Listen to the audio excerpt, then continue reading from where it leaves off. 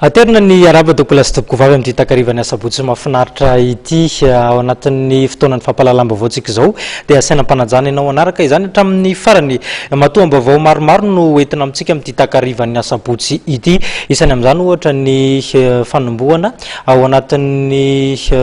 fikarakarana ilay fampihavanam-pirenena karakaraindrareo avy eo anivon'ny FFKM fanokevitra maro samihafa ihany koa no entin'izay hoentina amintsika ny antsipirin'ireo amin'ity andro androany ity. Ankoatra izay ny tsy fandriam-pahalemana eto Madagasikara izay nahazo vahana indray tato ato isany tamin'izany ohatra ny amin'ny distrika Natsalova iny ny alatrombo ny mahazo vahana ny amin'izany tanàna izany hoentina amintsika ihany koa ny makasika ny fanomanana ny fifidianana be ny tanàna nazahoana akony ihany koa izany ka dia hoentina amintsika tsy hanavahana antoko politika ny feonam-be izay karakarain'ny FFKM makasika indrindra ny fampihavana-pirenena raha ny fanazavana ny entin'ny filohan'ny Braony FFKM tamin'ity andro androany ity ny feonam-be mora ny fantatra dia tanterahana ny 7 ny volana aprily hatramin'ny 2 ny volana may ho avy izao ny fanazavana ihany moa no nafantarana fa ibahan-toerana ao anatin'ity feonam-be ity ny fandravonana ny dinika nasionaly tamin'ny taona 2012.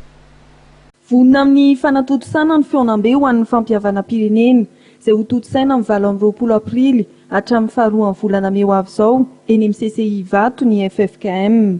Nambarany Dr Pasteur Rakotandor Modeste filohan'ny fiangonana Luteriana ny sady filohan'ny Braony FFKM nandritra ny fionana tamin'ny mpanao gazety ny maraina teo fa efa vonina ny antotan-kevitra ampiasaina mandritra io fionana io. Antotan-kevitra izay nisorita amin'ny fafandravonana ny hevitra nivoaka tamin'ny dinika nasionaly tamin'ny taona 2013 izay navadika ho fanontaniana 3/30 nandritra ny fionana tampon'ny filoham-pirenena ary nofitinina tamin'ny fanontaniana 2/20 nandritra ny fionana isa-paritra ny tanterahana amin'ny volana martsa teo. Raha ny kendrena dia azahoana mandravona ny hevitra rehetra miainga taon'ny CCI Vato mandalo an'io izay nataony filoham-pirenena 5 miaraka amin'ny filoham-piangonana 4 mandalo amin'izay natao tany amin'ny faritra ary hamehy azy zany ity fivoriam-be nasionaly ity. Ary izay kendrena moa zany rehefa vita sary ny famitinany hoe ity zany no dingana hatao amin'izany fampihavana-pirenena izany satria izay rehetra ataosika izao dia fanangonana indrindra ny hevitra rehetra sy ny fomba fiasa sy izay tokony hatao fanangonana azy araka izay hita tokoa fa ekena sy raisiny ny akamaroan'ny malagasy ka ho tanterahana izay no antony andorana azy fitondram-panjakana avy eo hanana hery sy fahefana amin'izany fanolorana azy zany mba ho tanterahana mamerana ity tanysika ity. No mafisin'ny FFKM fa misokatra amin'ny hery politika rehetra eto amin'ny firenena amin'ny feonam-be nasionaly izay ho totosaina manomboka amin'ny 20 aprily izao eny amin'ny CCI Vato. Hatramin'ny androany dia vondrona sy fikambanana anjatony no efa nisoratra anarana handray anjara amin'ny fivoriana.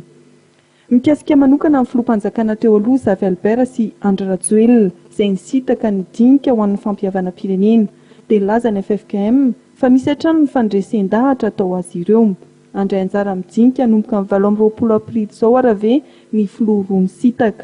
Izy ty no araky voalazika ny toky fitaky fa natao ny hita ka ny ilaza zavatra zay azo toky dia ianareo mpanao gazety managny micro managny caméra